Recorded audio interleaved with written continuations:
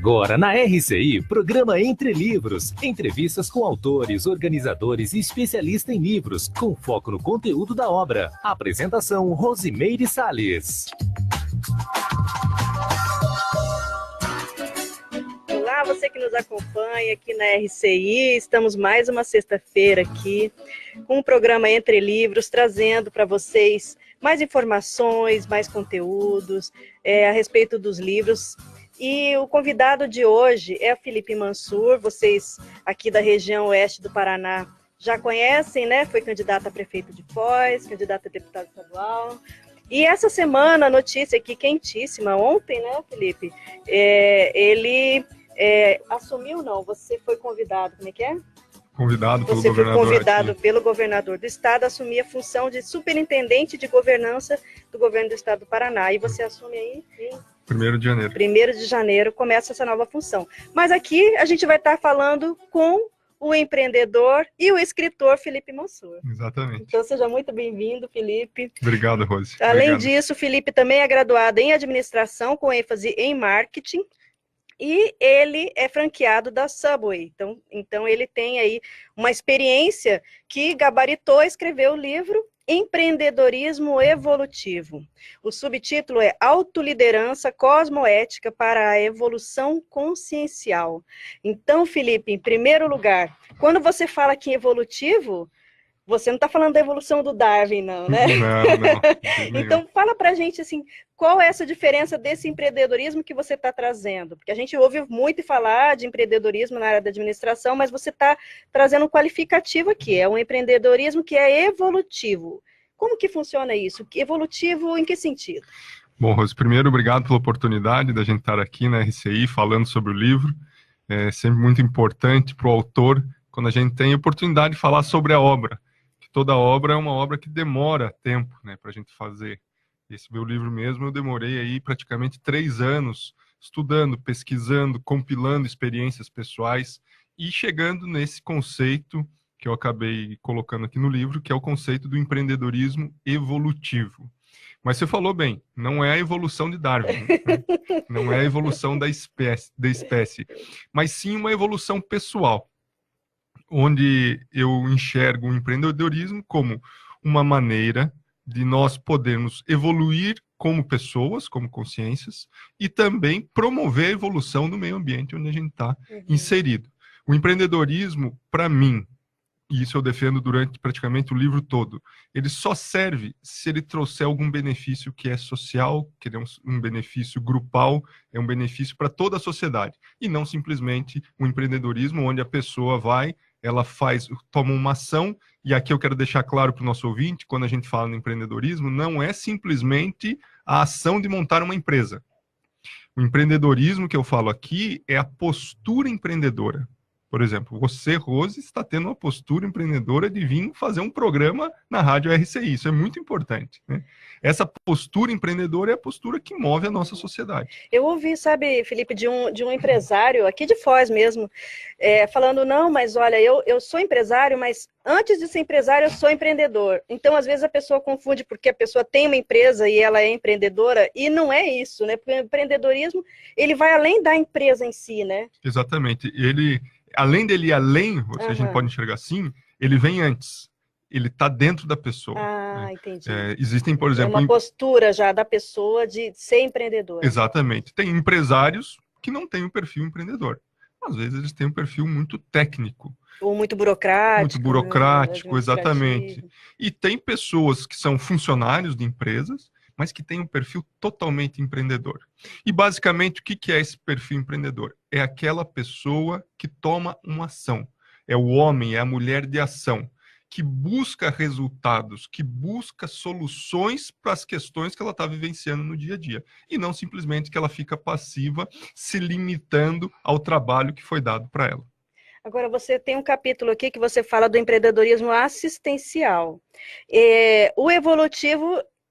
O assistencial está dentro do evolutivo, é isso, né? Sim, exatamente, né? O empreendedorismo evolutivo, ele vem então com essa característica de ação empreendedora, mas sempre em prol De alguém, de algo, de alguma causa, da sociedade em si. Por isso que a gente coloca evolutivo. Não tem como mais, no mundo que nós estamos vivendo, nessa era de fartura, né, onde as facilidades são muito grandes para todos, a gente tem uma era de consumismo enorme, não só no Brasil, no mundo todo, até nos países menos desenvolvidos, existem mais acesso aos bens de consumo hoje. Não tem como nós pensarmos única e exclusivamente em si ou no próprio clã familiar. Eu até falo dos clãs familiares aqui no livro, né? Então, nós precisamos sempre pensar na sociedade. E aí, Rose, que vem a sacada que a matemática ela é clara nesse sentido. Existe até um ditado moderno dentro do mundo dos negócios que fala que para multiplicar é preciso primeiro dividir. Quando a pessoa tem essa postura de que ela está se doando, de que ela está buscando o bem para todos, naturalmente as questões que ela está tomando como ação vão dar mais certo do que a pessoa que pensa só no próprio ego. Muito bacana. Você, se quiser participar com a gente, enviar seus comentários, dúvidas ou qualquer sugestão, contribuição, para a gente estar debatendo aqui com o Felipe, você sinta-se à vontade, nós estamos ao vivo no Facebook, né? Também aqui com o WhatsApp, com o YouTube, no site da RCI, você pode acompanhar o nosso programa. Então, a gente já deixa aí o convite aberto para vocês e a gente continua aqui. Então, Felipe, olha só, você tem uma outra questão que eu quero colocar com você. Você colocou no seu título assim, subtítulo, Autoliderança Cosmoética para a Evolução Consciencial. Eu já ouvi de pessoas da área de letras, especialistas em letras, que esse conceito autoliderança, ele é uma Ai, tem um termo na gramática que agora me fugiu, mas é como se fosse uma redundância, porque para você liderar, você tem que liderar alguém. Uhum. Então, como que você pode se autoliderar se é você com você mesmo? Como que você pensa sobre isso? Então, até uma questão bem interessante, né, Rose? Porque quando eu coloquei nesse subtítulo Autoliderança Cosmoética, é porque simplesmente a autoliderança, ela não daria uma noção do que é o empreendedorismo evolutivo. Quando a gente fala em autoliderança, subentende-se o quê? Que a pessoa, ela lidera ela mesma. Ou seja, ela é dominadora, digamos assim, de si própria. Ela consegue se manifestar sem ter surtos, digamos assim, com todas as suas faculdades mentais e sociais bem colocadas. Então, ela é um líder de si mesma. Quando a gente coloca o cosmoético, ele qualifica essa autoliderança para que essa pessoa, que tem uma característica de líder de si mesmo, possa também fazer assistência. Por quê? Porque ela sendo cosmoética com ela mesma, ela inevitavelmente está atingindo mais pessoas ao seu redor. Porque a nossa vida é uma vida de interação, é uma vida social.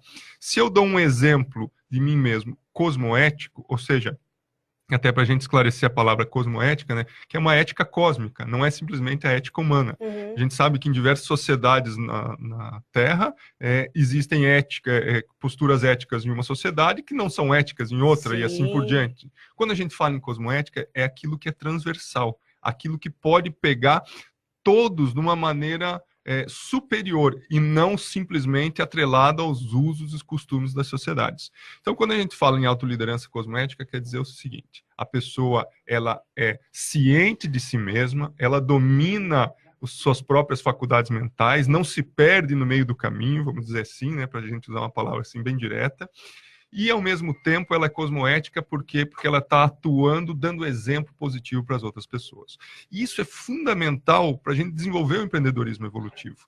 Uma pessoa pode ser empreendedora, ela pode ser extremamente ética, mas se ela não tiver essa cosmoética envolvida nas ações dela e não for líder de si mesma, ou seja, for liderada por outro, se essa pessoa... Porque a gente sabe, né? Existe... Ou lavado cerebral. Lavado cerebral que está simplesmente inculcado com algumas ideias que outra pessoa passou para ela, o empreendedorismo dela definitivamente não vai ser evolutivo. Agora,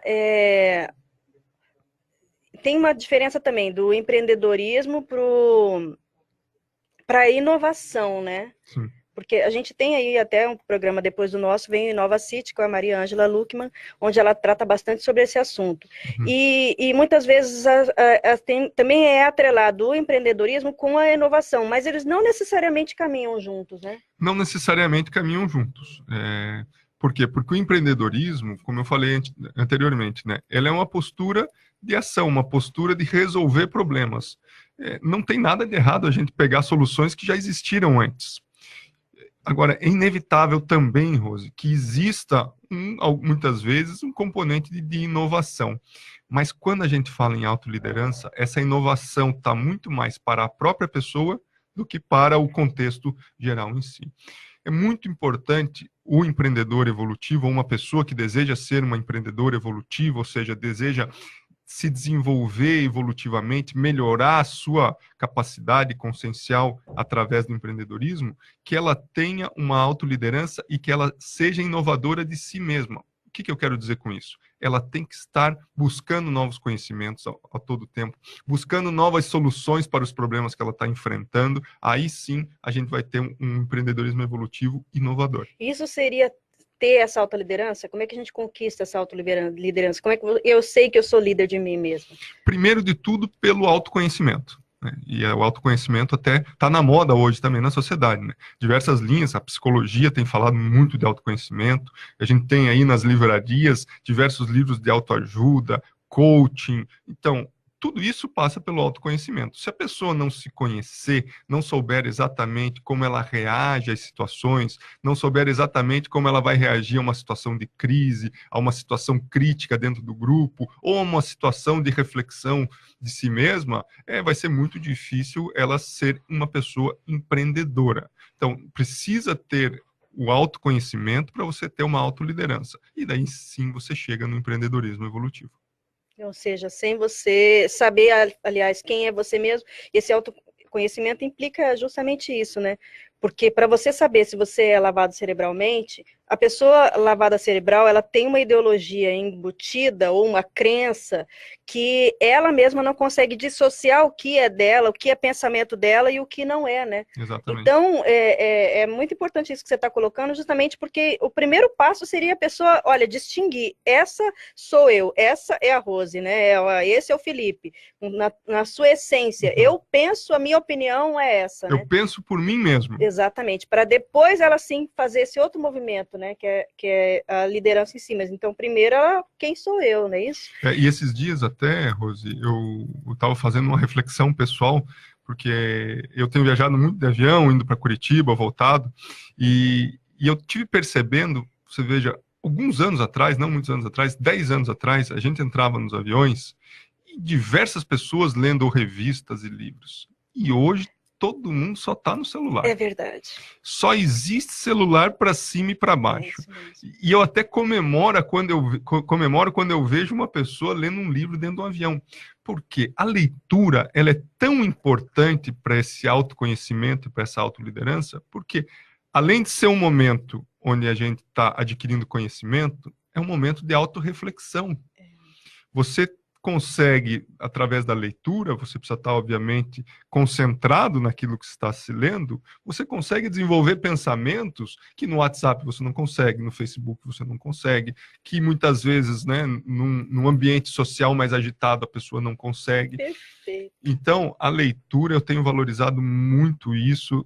Você sabe, tenho uma filha de 4 anos, tenho buscado, assim, ter todos os incentivos na minha casa para que a minha filha chegue e goste do hábito da leitura, porque no empreendedorismo evolutivo, a situação de autoconhecimento ela é muito importante e a leitura vai trazer isso para a gente. E a leitura também faz com que você também seja mais você mesmo, que na hora que você lê, você tem que emitir uma opinião sobre o que você está lendo. E aí você vê, você está entrando na onda ou aquela opinião é sua realmente? A leitura traz o pensamento crítico para a gente, né? E você sabe que à medida que fui escrevendo o livro, fui concebendo o livro, eu sempre pensei nessa orientação para os meus leitores.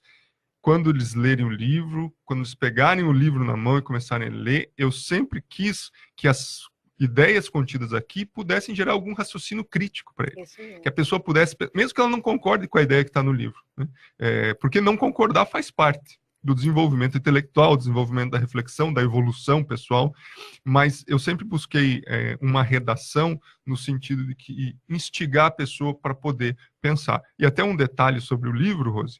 A gente pode deixar para depois do intervalo? Pode, sem problema. Então, daqui a pouquinho, Christian, daqui a pouquinho a gente volta aqui com Entre Livros. Programa Entre Livros. Apresentação Rosimeire Salles. 13h15. Aviso de desligamento programado Copel. A Copel informa que vai realizar serviços de manutenção e melhoria da rede elétrica, por isso haverá interrupção no fornecimento de energia elétrica dia 27 de dezembro, quinta-feira, das 8h30 às 15 horas no município de Foz do Iguaçu. Esse desligamento programado vai afetar parte das seguintes regiões: Avenida Gramado e ruas Camorim, Francisco Câmer, Gilberto Romeiro, Humberto José Soletti, Isidro Pires, João Barbie, Júlio Brecher, Miguel Mate, Osasco, Oscar Alfredo Franco, Oscar Morales, 4, 15 de novembro, São Marcos, 21 de abril e Travessa Jacopi Ovesani. O serviço poderá ser cancelado em caso de mau tempo. Para mais informações, consulte os desligamentos programados através do site www.copel.com ou pelo Copel Mobile. Em 2018, Itaipu atingiu a marca de 2,6 bilhões de megawatts-hora desde o início da sua operação. Outro recorde mundial em energia limpa e renovável. Mas Itaipu também gera oportunidades na educação, na saúde, no turismo, incentiva o desenvolvimento regional e cuida do meio ambiente e das pessoas nos dois países. Itaipu genera buenas energias para os desafios de hoje e para os sonhos de amanhã. Itaipu Binacional, a energia do presente e do futuro. O maior parque aquático do sul do Brasil chegou para alegrar o seu verão. A primeira etapa da atração que faltava em Foz do Iguaçu está pronta, trazendo muita diversão para você e sua família. Uma praia termal com ondas em uma estrutura incrível, pertinho de você. E a diversão não para. Em breve teremos muito mais por aqui.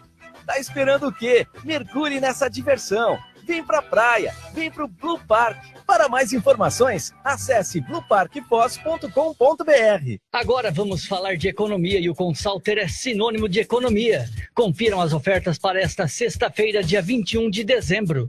Costela de boi ripa, o quilo 9,88. Fraldinha bovina, o quilo 17,90. Ave Master, o quilo 5,89. Cesta de Natal, balde, unidade 59,90. Refrigerante Tubaína, 2 litros, 2,49. Cerveja Conte 0, 269 ml, 1,49. Beba com moderação. A quantidade é limitada por cliente e o Consalter não vende no atacado. Consalter, o super amigão. Voltamos a apresentar Programa Entre Livros. Apresentação Rosimeire Salles. De volta aqui com o Felipe Mansur. Felipe, uma parte que eu gosto muito do seu livro eu gosto no geral, né? Quando o autor fala de si mesmo, porque eu acho que isso cria uma empatia com o leitor, você aproxima o leitor, você torna assim, mesmo que seja um livro técnico, com que o leitor ele afinize com o tema, né? E você faz uma casuística aqui no início do livro, contando as suas histórias, né, de empreendedor. Você pode contar aí para os nossos ouvintes? Sim, maior prazer aí. E até essa foi uma dúvida que eu tive, se eu colocaria minha casuística no livro ou não. Mas é tão importante, e eu gosto tanto de ler casuística de outros empreendedores, né? Eu gosto até também. Filmes de biografias. Recentemente eu vi um filme onde o cara, não vou lembrar o nome agora, mas onde o cara ele busca empreender na área de mineração, e daí ele descobre um monte de ouros e toda aquela dificuldade, acho que não sei se é diamante de sangue, mas toda aquela dificuldade, né, de desenvolver um negócio, e isso a gente acaba entendendo um pouco mais a cabeça do empreendedor e daquela pessoa que está enfrentando aquele desafio social, aquele desafio de liderança. Então daí resolvi colocar a minha casuística, até porque as pessoas, muitas vezes, Rose, me enxergam lá no Subway, né, às vezes eu encontro as pessoas em reuniões aí na cidade, e a pessoa acha que é um momento, que aconteceu um momento mágico e de repente eu nasci com uma loja Subway e já estava ali fazendo sanduíche e estava tudo certo. Mas não é assim. De tudo aquilo que eu tenho visto, não existe vida fácil para o empreendedor. O empreendedor, aquela pessoa que quer ser algo, digamos assim, quer fazer algo que importe para a sociedade, ela sempre vai ter dificuldades. Porque se importa para a sociedade, é sinal de que ainda não foi feito, é sinal de que precisa ser mudado algo. Então sempre vão ter aí contrafluxos, sempre vão ter resistências diversas. E o meu raciocínio, sempre depois assim, logo que eu passei da pós-adolescência, é de que eu precisaria ter uma autonomia financeira na minha vida. Eu não queria depender de ninguém nunca, nem de um patrão, nem de um emprego específico, nem do meu pai, que queria muito que eu trabalhasse com ele. Isso foi um caso muito... Nossa, primeiro desafio do empreendedor. Foi um caso muito grande na minha família, porque quando eu cheguei para o meu pai e disse que eu não trabalharia com ele, né, aquilo foi uma crise total. Como que eu, filho, homem, não trabalharia com o meu pai? Mas eu não queria atuar naquela área que ele estava atuando e resolvi, então, empreender. E logo com 18 anos, eu estava na faculdade ainda, recebi o convite de um amigo meu de infância para a gente montar uma escola de reforço escolar, de aulas particulares. E montamos essa escola de reforço escolar lá em Curitiba. Eu sou nascido em Curitiba, fazia faculdade em Curitiba. Eu vim para Foz do Iguaçu há 14 anos, logo depois que me formei em administração. E montamos lá, então, essa escola de reforço escolar. E foi um desastre total, Rose. Por quê? Porque ele tinha uma possibilidade de alugar um imóvel. Alugamos um imóvel ao lado do Colégio Dom Bosco do Batel. Quem conhece Curitiba vai saber ali uma região extremamente valorizada da cidade e um imóvel muito assim bom até, características boas para aquilo que a gente queria fazer. E nós pensamos, não tem como dar errado. Eu vou alugar um imóvel do lado de um colégio, que as pessoas que estão no colégio precisam de aula de reforço, essas pessoas vão vir até mim, eu vou dar aula de reforço, vou ganhar dinheiro.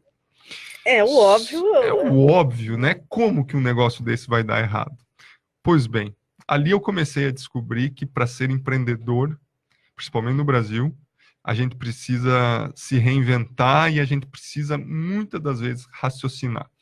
O excesso de otimismo, Rose, eu posso dizer para você que foi, assim, uma das principais características que eu tive que mudar na minha ação empreendedora.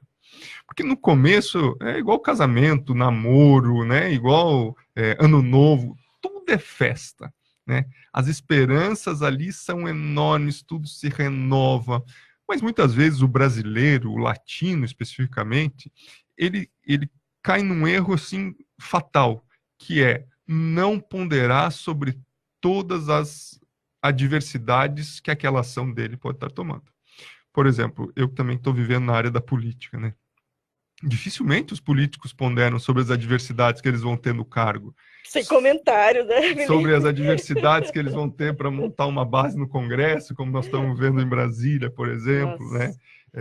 E questões de lei e tudo. O empreendedorismo é a mesma coisa.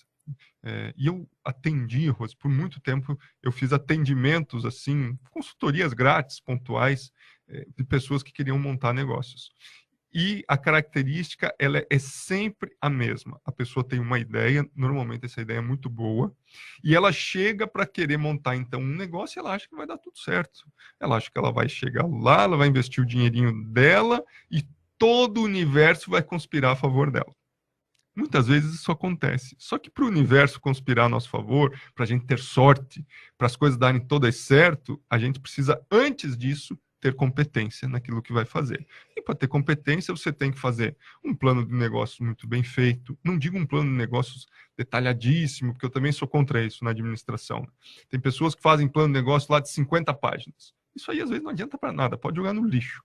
Mas a pessoa precisa pensar o negócio, raciocinar o negócio, entender o meio ambiente que ela está entrando. Então, como eu estava contando, nós entramos lá, alugamos essa casa, fizemos uma reforma, peguei dinheiro emprestado com a minha avó, acho que eu até nem menciono isso no livro, e acabamos fazendo uma reforma para poder montar as salas de aula e atender especificamente as pessoas que estavam em torno ali, que queriam aula de reforço. E qual foi o grande desafio que eu enfrentei no começo? A sociedade. O meu amigo, que virou meu sócio, nós éramos muito próximos. Era amigo de infância, amigo de jogar bola, amigo de sair, amigo de colégio. Aquilo virou uma briga só. Por quê? Porque uma coisa que eu falava, ele não concordava, a gente brigava. Ele falava para mim, eu não concordava, a gente brigava. E não deu outra. Em 6 meses, nós tivemos que desfazer a sociedade. E como ele tinha tido a ideia do negócio, eu resolvi, então, sair da sociedade, né? Deixei ele, inclusive, com tudo que eu tinha investido lá, ele me pagou lá uma mixaria, não quis ir atrás daquilo, porque o erro tinha sido nós dois, né? E aí deixei ele tocando a escola, e a escola, por sinal, funcionou durante 10 anos. Poxa, então não pode dizer que não deu certo. Não podemos dizer que não deu certo. Mas assim, nesse caso, uma coisa que não tinha sido pensada é a compatibilidade ali dos sócios, da sociedade. Né? Quer dizer, você nem pensa que esse vai ser o empecilho, você pensa no negócio em si, mas não no relacionamento. Exatamente. Né? Então, daí, ali na sociedade aconteceu duas coisas, né? Primeiro, os nossos temperamentos, que não casavam, porque nós somos até muito parecidos, muito amigos e parecidos, e não tinha muito digamos assim, um filtro para falar um para o outro, né? É igual com o irmão, né? Nossa. Você tá com o irmão ali, você fala o que você pensa pro negócios irmão. O quê? Amigos, negócios à parte. Eu e o Dudu, né? Que era meu sócio, meu amigo até hoje virou um grande empresário em Curitiba, um dos chefes de cozinha mais renomados do Brasil. Oh, que bacana. Tem um restaurante chamado Ernesto, em Curitiba, muito bom, tem uma experiência internacional fantástica. Eu considero ele meu irmão. Então, a gente não deu certo, a sociedade foi um desastre, era briga em cima de briga, e eu disse, eu vou sair, então, da sociedade, e a gente vai tocar cada um a sua vida. Só que a hora que eu saí da sociedade, eu ainda saí com aquela sensação, né? Puxa vida, e agora, o que eu vou fazer? Então, surgiu uma oportunidade, eu conheci uma pessoa que era o maior plantador de alface da Bahia, e me dei muito bem com ele. Antônio Dias Batista, sempre cito o nome dele, porque eu considero ele um grande amigo também. E eu falei para o Antônio Dias, eu disse, Antônio Dias, eu tenho uma chácara lá, o meu avô tem uma chácara em São José dos Pinhais, eu queria que você me ensinasse a plantar alface, que eu quero plantar alface na chácara dele. E então fui lá para as plantações do Antônio Dias, na Bahia, lá ele me ensinou tudo que eu podia aprender de plantação, eu aprendi com ele. Alface, e ele plantava tanto na terra quanto hidropônico. E eu achei que o plantio de hidropônico seria, então, uma saída, uma solução. E comecei a fazer um projeto para fazer um plantio de hidropônicos na chácara do meu avô. Minha família é muito contrariada, porque o meu pai queria que eu trabalhasse com ele, mas o meu avô me deu uma liberdade ali. Eu fui lá, comprei uma produção, comprei estufas, assim, tudo usado, né? Mais uma vez eu caí ali numa característica da empolgação, né? Então, o empreendedor, eu como empreendedor, fiquei empolgado, cheguei lá, quis montar tudo de uma vez só e quis fazer as coisas sem ter muito estudo. Eu tinha um estudo técnico, daí eu aprendi como fazer, mas não estudei o negócio em si, né? Não fiz conta, eu só fazia a conta seguinte, eu vou vender tantos 1000 pés de alface por mês. Só que eu não, dessa venda até a parte inicial do negócio, aquele raciocínio meu foi falho. Eu não fiz não tive uma boa visualização do negócio. Mas montei lá 3 estufas, comecei, daí eu plantava alface, salsinha, cebolinha, rúcula e agrião. E eu comecei a fornecer para toda a região. E alface, verdura, é um produto que tinha muita saída. Eu não dava conta de vender tudo aquilo que eu produzia. Só que qual que é o grande problema, Rose? Para o produtor, o preço do pé de alface, ele sai por centavos, ele consegue vender aquilo por centavos. Então, na hora que eu já estava com tudo montado, e que eu fui começar a fazer conta, porque daí os meses começam a passar, eu fiz os investimentos e o dinheiro não vinha, né? Eu faturava menos do que aquilo que eu precisava. E a hora que eu comecei a que eu comecei a entender o negócio de fato, eu entrei no negócio, comecei a entender o negócio. E eu fui fazer conta de quantos pés de alface eu precisava vender por mês para poder minimamente me sustentar, para eu poder sair da casa dos meus pais, para eu poder pagar um aluguel, para eu poder ter a minha vida, eu tinha que aumentar a minha produção de 3 estufas para 20. Nossa! Então eu vi o seguinte, eu disse, esse negócio não vou ter capacidade de investir nesse negócio, porque ele não vai sustentar uma vida de uma pessoa especificamente, né? E aí você pode me perguntar, mas Felipe, tem tanta gente que planta alface? Tem muita gente que planta alface. Aquelas pessoas que ganham dinheiro mesmo, por exemplo, eu visitei uma chácara dos Estrapasson lá na região de Colombo, em Curitiba, eles têm lá mais de 100 estufas. E aqueles agricultores familiares que muitas vezes vivem disso, eles vivem numa condição extremamente precária, com pouca renda, a terra é deles, eles não pagam aluguel. Então, quer dizer, eu cheguei então a duras penas que o negócio não daria certo. Ou seja, o que você está colocando aqui é a sua experiência, é a minha experiência, porque você já pessoal. viu o que funciona e o que não funciona. Exatamente. E aí cheguei à dura conclusão de que o problema ali era só meu mesmo, né? Não tinha sócio para eu colocar o problema no sócio. Porque eu montei um negócio por minha conta, sem sócio, sem nada. E foi a partir daí, então, que eu decidi fechar. Na verdade, eu arrendei, para você ver como o negócio era difícil. Então, daí eu arrendei toda aquela estrutura que eu tinha montado, a pessoa que arrendou de mim, que era o meu primo, não conseguiu me pagar, obviamente, né? Eu expliquei para ele que ele teria que aumentar tudo, ele não conseguiu me pagar e acabei perdendo ali mais de 20 mil reais na época, em 2003, que hoje acho que seriam mais de 50 mil reais, né? Se fosse corrigido o dinheiro. E então... E comeu muito alface, né? Nossa, mas como comer alface? E eu digo para você, toda vez hoje, durante a campanha política aqui em Foz, eu visitei muitas hortas aqui na cidade, né? Lá, principalmente na região do Alto da Boa Vista, o pessoal que planta lá. Quero mandar um abraço aqui para a Rosinha do Alto da Boa Vista, que é uma pessoa muito querida, tem uma plantação de orgânicos fantástico, o Juliano, eles são uma família de produtores lá de mão cheia. Aquilo que eu queria ser lá em 2003, eles são, porque eles cuidam do negócio realmente com muito carinho e muita competência. E sempre que eu chego hoje numa plantação de alface, eu olho para a cara do produtor, da produtora, e eu digo, eu sei o que você passa. Você sabe por quê, Rose? Eu tinha que acordar às 3 horas da manhã, eu ia então para a plantação, colhia toda a alface, eu e mais 2 funcionários, colhia junto com eles a alface, colocava toda essa produção numa Kombi, eu comprei uma Kombi na época velha, uma Kombi 90, e eu mesmo levava de Kombi essa produção para o Ceasa, para vender no Ceasa de Curitiba. Ali eu tinha que fazer pelo menos de madrugada ali uns 50 quilômetros dentro da cidade, indo na chácara e tal. E eu comecei a emagrecer, porque eu não dormia, eu estava no final da faculdade, estava fazendo trabalho de conclusão de curso. Então, assim, o sofrimento de quem vive no campo é muito grande. Trabalhar no campo, trabalhar com horta. Quando a gente vê uma alface bonita em cima da mesa, a gente não imagina o que é para aquela alface chegar ali, né?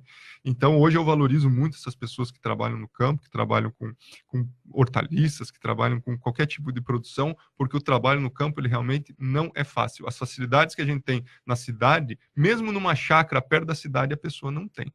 Então, eu hoje sei dizer o que é e valorizo muito o trabalho dessas pessoas. E depois disso, eu acabei indo estudar outros tipos de negócio, trabalhei em algumas empresas, ganhei um pouco de experiência profissional em empresas terceirizadas, empresas que eu prestava serviço depois que eu me formei, e aí em 2007 estudei o mercado de franquias, e então veio a oportunidade de montar a loja do Subway aqui em Foz do Iguaçu. Que a gente vai falar já já.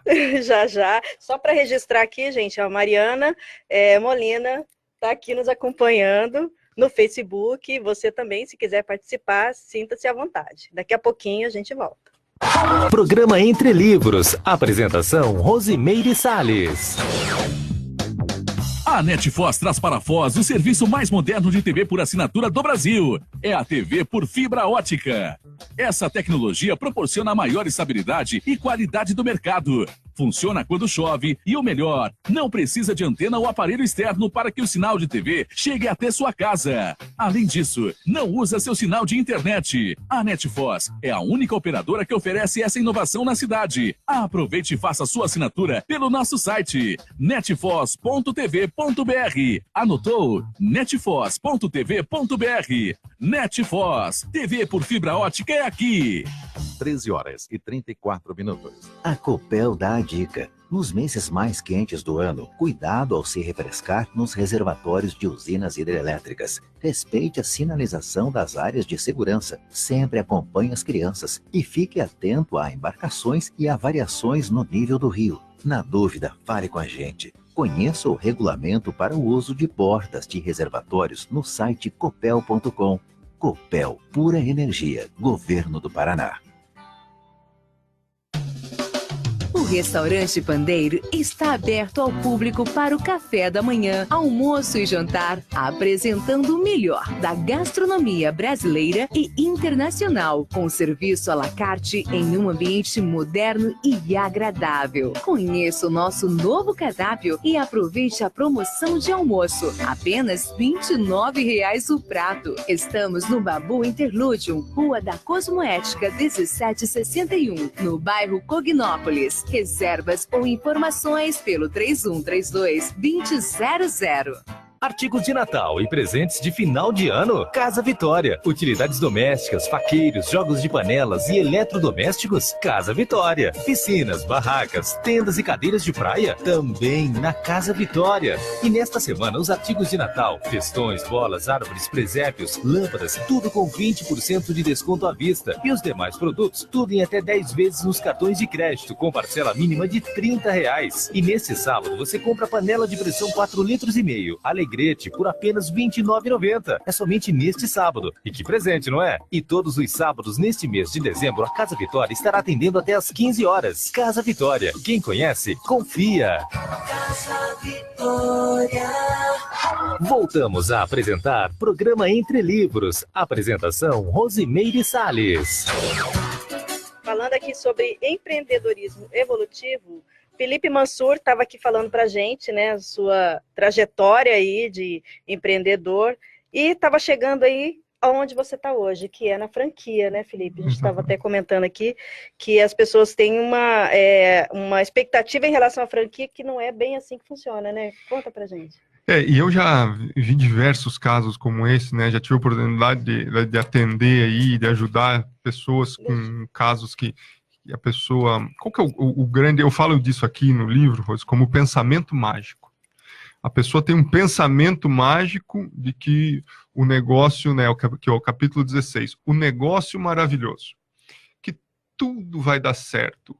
Quando chega, e a gente já falou um pouquinho sobre isso, né, sobre a falta de pensamento e raciocínio da pessoa sobre as dificuldades do negócio, mas quando chega na franquia, isso se amplia. Por quê? Porque a pessoa ela muitas vezes consome o produto de uma franquia e ela diz, não, isso aqui já deu certo. E aí Alguém já pensou, né? Já funciona em outro lugar, é uma maravilha, eu gosto muito. E aí essa pessoa pega, Rose, e vai então entrar em contato com o franqueador. O que é o franqueador? Ele é um vendedor. O franqueador está ali para vender a franquia dele. Ele também é empreendedor, não é? Ele é um grande empreendedor. O franqueador é um grande empreendedor, é uma pessoa que, além dele dar certo no negócio dele, ele está vendendo o negócio dele para dar mais certo ainda. Só que quando a pessoa que quer comprar uma franquia chega na frente do franqueador master, esse franqueador, ele quer vender a franquia dele. E ele atua como um vendedor. Ele dificilmente vai falar todas as dificuldades que o negócio tem. E a gente não pode se iludir com isso, entende? Então o franqueador vai dizer, o meu produto é bom, a minha marca é maravilhosa, eu vou investir tantos milhões em marketing, eu tenho uma baita infraestrutura que vai te ajudar, então é tudo bom, tudo maravilhoso. E aí vai a pessoa, muitas vezes, que está empreendendo ali pela primeira vez, né, empresarialmente pela primeira vez, e vai lá e compra a franquia e diz, então agora eu vou ganhar dinheiro. Aí ela vai lá, já vi isso dezenas de vezes, faz uma continha de padeiro, não, porque eu vou vender tanto, e vai me dar tanto de renda. Beleza, aqui no papel, o papel aceita tudo. No papel é maravilhoso. E a pessoa vai lá e monta a franquia e vê as dificuldades. Porque mesmo que uma franquia tenha dado certo em outro lugar, essa pessoa levando essa franquia para uma outra cidade, ou mesmo para um outro bairro dentro da mesma cidade, existem desafios que têm que ser transpostos ali, dentro daquele ambiente novo que o negócio está sendo inserido. Então, quais são basicamente esses desafios? Primeiro desafio de todos é o público que vai ter acesso a essa franquia, ele passar a gostar daquela loja da franquia, e não só do produto que aquela franquia vende. Isso acontece muito com franquias de alimentação. Né? A pessoa vai num lugar e diz, poxa, eu comi um sanduíche desse jeito. Vai em outro lugar e diz, poxa, mas é a mesma marca, mas o sanduíche estava melhor. Ou na outra o sanduíche estava pior. Então, tem esse detalhe que a pessoa precisa entender. Uma outra questão dentro Essa é uma ilusão até do consumidor, sabia? Eu, quando cheguei aqui em Foz, eu cheguei aí em franqueado aqui de Foz, que eu falava, gente, mas não dá, no Rio era diferente, você vai comer aqui, não é a mesma Não coisa. é a mesma coisa. E isso acontece muito. Por quê? Porque a franquia, ela te dá um padrão, ela te dá uma padronização. Mas todo o resto é o franqueado que tem que fazer. Então, o franqueado tem que fazer toda a administração que qualquer empresa tem. Uma franquia, ela tem obrigações que qualquer empresa tem. Ela tem que fazer, o franqueado vai ter que fazer um programa de marketing local, que a franquia muitas vezes não ajuda. Além dele recolher para o dinheiro da franquia, o custo de marketing da franquia, ele vai ter que investir em marketing local para ele poder atrair o público para a loja dele. Ele vai ter que fazer uma gestão de estoque, vai ter que fazer uma gestão financeira. Importantíssimo, Rose, vai ter que fazer uma gestão de recursos humanos, que isso daí é o cerne de qualquer negócio. Tá ali, digamos assim, na base do sucesso de qualquer negócio, é a gestão de recursos humanos. E além de ter que seguir um padrão, não tem? E além de tudo isso, exatamente, esse ponto que você está tocando, além de tudo isso, ele tem que seguir exatamente a regra que a franquia determina. Então, você veja, em muitos casos, a pessoa ganha de um lado, mas ela vai ter mais trabalho do outro. Ela ganha de que lado? Ela recebe o direcionamento. Ela recebe a linha de atuação que ela tem que seguir. Mas, por outro lado, a liberdade dela é restrita sobre aquele produto. Ela não pode... Por exemplo, eu na minha franquia do Subway hoje, eu não posso simplesmente inventar um produto aqui e sair vendendo no Subway. Eu adoraria vender um sanduíche de filé mignon no Subway. Agora que você não pode criar nenhum produto? Não posso criar nenhum produto. Por exemplo, eu sei, quer ver? Eu vou te dar um exemplo aqui de Foz do Iguaçu, e quem é da comunidade árabe, estou vendo que o Ramoud Rijad está nos escutando. Eu ia falar aqui. Ele mesmo já me cobrou diversas vezes. Ó, ele está te cobrando aqui. Primeiro ele te mandou um abraço, tá? Falou que é, né, o seu amigo, Sadiq. Sadiq é amigo em árabe. Ah, é? E aí ele falou que tá aguardando uma entrevista sua no programa Conexão Oriente Médio. Vai ser um prazer. É só ele me convidar que eu venho aqui com o maior prazer. Mas, por exemplo, o Hamoud é da comunidade árabe muçulmana. Os muçulmanos, eles comem a carne específica. Isso, que é a carne halal. Eu trabalhei na escola libanesa. Então, nenhuma carne, veja, Rose, nenhuma carne, seja de frango ou seja de boi, que eu vendo na minha loja, eles podem comer. Então, quantas vezes o Sheik já foi na minha loja e disse, Felipe, por favor, vende halal, que eu quero comer frango halal, quero comer carne halal na tua loja. E eu disse, Sheik, infelizmente não dá, eu até tentei com a franquia. Então, o único produto que eles comem na minha loja é o atum, que é o peixe, que eles podem comer. Entendeu? Ou eles fazem um sanduíche de atum, ou eles fazem um vegetariano. Então, assim, até com muita tristeza, mas eu sou praticamente a única loja, acho que só em Foz do Iguaçu, em São Paulo, que haveria campo para vender uma carne específica halal para a comunidade, que tanto os árabes muçulmanos quanto os judeus, eles comem o mesmo tipo de carne, né? Que é com um abate através da sangria e não com a matança lá com tiro ou com alguma coisa que faz no animal. Então, hoje eu não posso vender isso. Então, é uma especificidade que a franquia não quer nem saber. Por quê? Porque para ela me fornecer uma carne dessa, ela vai ter que fazer investimento, vai ter que fazer uma série de coisas que eles não estão dispostos a fazer. Então, eu também tenho que me adaptar, tenho que ter toda uma narrativa. Os meus funcionários, eles têm que estar todos treinados para a hora que chega uma pessoa perguntando sobre a carne halal, eles têm que saber dizer o que é, informar que não é halal, informar que o atum, eles vão poder comer ali, porque é um peixe, é diferente, e que tem o sanduíche vegetariano e assim por diante. Então, é toda uma característica que a pessoa... O que eu posso dizer assim, em resumo, para a pessoa que queira montar uma franquia e esteja pensando num negócio novo? Que essa pessoa estude o negócio. E que ela busque montar um negócio, ou depois de ter trabalhado no negócio, ou depois de ter feito um treinamento específico, como eu fiz, por exemplo, eu fiquei ali durante 15 dias trabalhando em lojas do Subway e fazendo curso na Subway para poder fazer a gestão do negócio Subway e poder entender. Você e uma equipe também, né? No caso, a Subway ela dá o treinamento para o franqueado.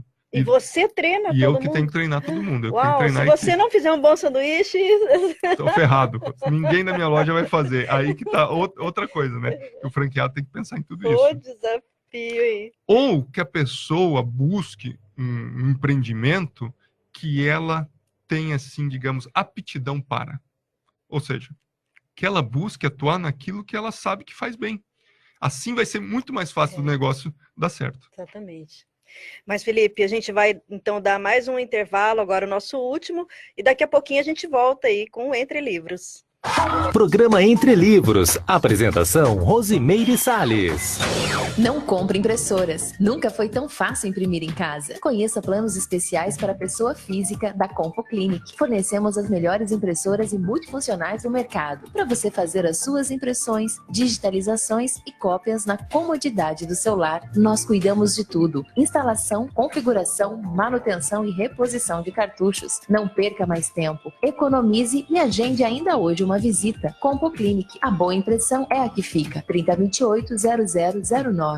Natal Sonho Dourado 2018. Mais de 1 milhão em prêmios. São 7 Renault Kwid, 2 Jeeps Renegade, 7 motos e centenas de vale-compras. Para participar é fácil. A cada R$50 em compras nas lojas participantes, você ganha uma raspadinha. Cadastre o código em natalsonhodourado.com.br e você já estará participando. Natal Sonho Dourado. Prêmios que até o Papai Noel quer ganhar. Postos Azteca. Revendedor Petrobras na Terra das Cataratas. Computadores Apple, sinônimo de sofisticação e qualidade. Em Foz, você conta com uma assistência técnica especializada da Hardset para seu iMac, MacBook e Mac Pro. Limpeza, upgrade e atualização de seu Mac. Confie na Hardset. Na República Argentina 3855, ao lado da Fraida. Hardset. Iguaçuenses, aqui é o vereador Rogério Quadros. Completamos 2 anos como presidente da Câmara Municipal. Nesse período, economizamos e devolvemos para a Prefeitura R$8.100.000 para que se invista na saúde, educação e obras. Seguirei mais 2 anos como vereador a cumprir o mandato. Terei a mesma postura de seriedade e austeridade. É isso que se espera de todo homem público. A todos, um final de ano de alegrias, saúde e prosperidade. É o que deseja o vereador Rogério Quadros. Obrigado e um forte abraço. More bem no melhor apartamento 3 quartos de Foz do Iguaçu. Conheça o Iguaçu Premium Residence, a 5 minutos do centro da cidade, próximo ao início da Avenida Felipe Vancher, com área privativa de 74 metros quadrados, com sacada, churrasqueira, elevador, playground, espaço para academia, salão de festa e estacionamento. Tudo isso com taxa de condomínio super acessível. Apartamentos prontos, financiados pela Caixa. Visite o apartamento decorado na Rua Carijós, número 90, Jardim Tarobá. Agende sua visita pelo telefone 3523-3000 ou consulte o seu corretor. Iguaçu Premium Residence. Realização Ótima Empreendimentos. Voltamos a apresentar Programa Entre Livros. Apresentação, Rosimeire Salles. De volta com o Felipe Mansur aqui no programa Entre Livros. E a gente estava falando aqui sobre a questão das franquias que eu tenho... Não, peraí, deixa eu lembrar agora, Felipe. O que eu ia te perguntar, hein, Felipe? Ah, tá, eu ia perguntar o seguinte. Quem não tem o perfil empreendedor, o que ele precisa fazer para adquirir? Porque, assim, você não contou para a gente, tá? Mas está no seu livro, quem quiser ler. Você, desde criança, você já tinha esse perfil, né? Você conta aqui a sua história, né, lá com o seu primeiro negócio, que foi criança. Mas veja bem, isso já está em você, né? Então, você mesmo falou, a pessoa ela é empreendedora, né? Ela não vira de uma hora para outra. Mas quem não é, por exemplo, que tem uma empresa, como é que ela faz para ela poder se tornar um empreendedor ou, sei lá, desenvolver esse talento? O que você sugere, assim? O que você diria? Então, Rose, eu acho assim, primeiro de tudo, a gente tem que entender que o empreendedorismo ele é uma habilidade que é desenvolvida. Primeiro de tudo, ela tem que querer.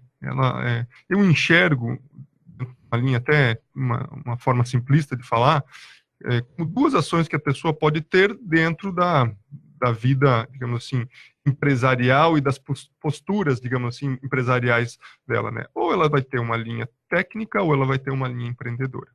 Se a pessoa acha, o que é ser um empreendedor? O empreendedor é estar sempre em ação, sempre ampliando, sempre fazendo, sempre inovando.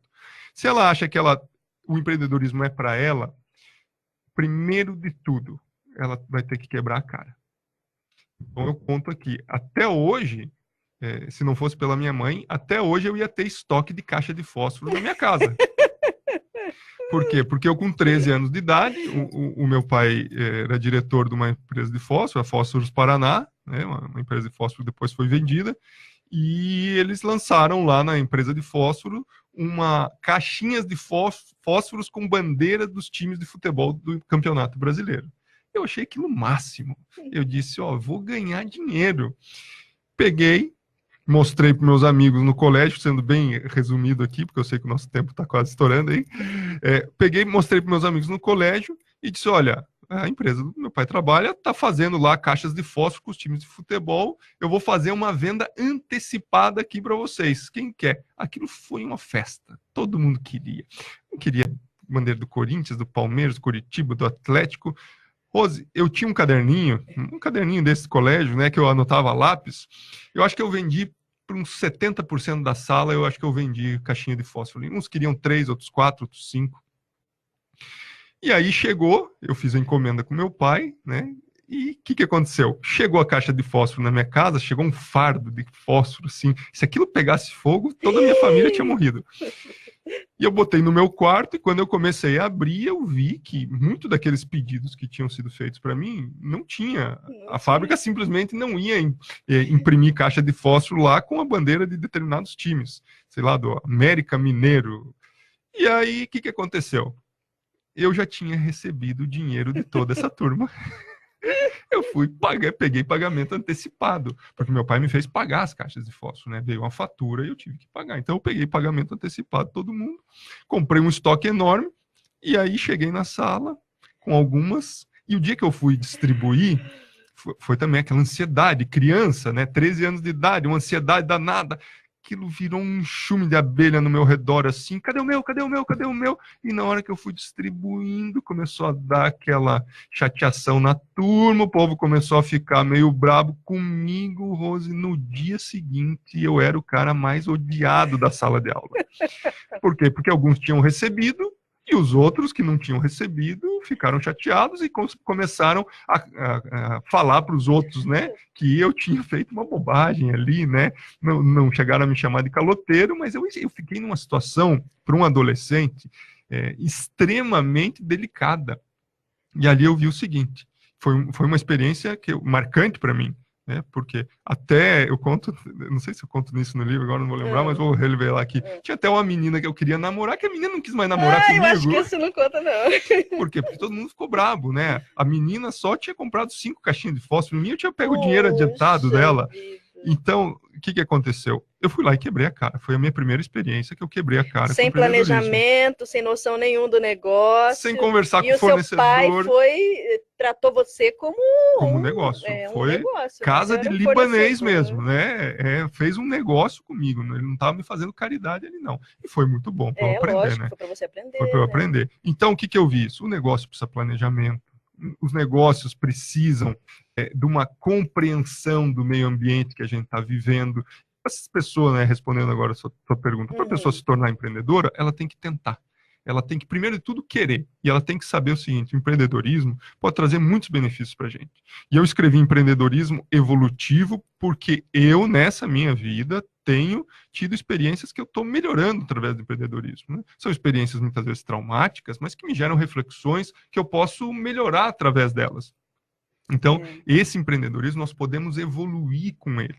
E o empreendedorismo, Rose, não precisa ser só, como eu falei antes, montar uma empresa. Dentro de uma empresa, a pessoa pode ter posturas empreendedoras. Eu falo disso num capítulo do livro, né? Que são posturas de achar soluções, de buscar o novo, buscar inovação, buscar resolver problemas que muitas vezes uma pessoa técnica, burocrática, não conseguiria resolver. Você até coloca aqui alguns traços, né, da arrogância, egocentrismo, ganância e orgulho, que é exatamente o oposto, né, desse padrão de empreendedor, porque a tendência que a gente vê nessa sociedade é muito a visão do lucro, né? Lucro pelo lucro. Do status, não sei, né, da posição. Mas é um empreendedorismo que é focado nele mesmo, aí sai da autoliderança e tudo mais, né? Exatamente. Eu coloquei aqui no capítulo 29 esse polinômio, né? Arrogância, egocentrismo, ganância e orgulho. Para mim, esse é o mataburro do empreendedor. Porque muitas vezes, eu também já vi isso muito, Rose, em experiências, em livros sobre empreendedores que eu vi.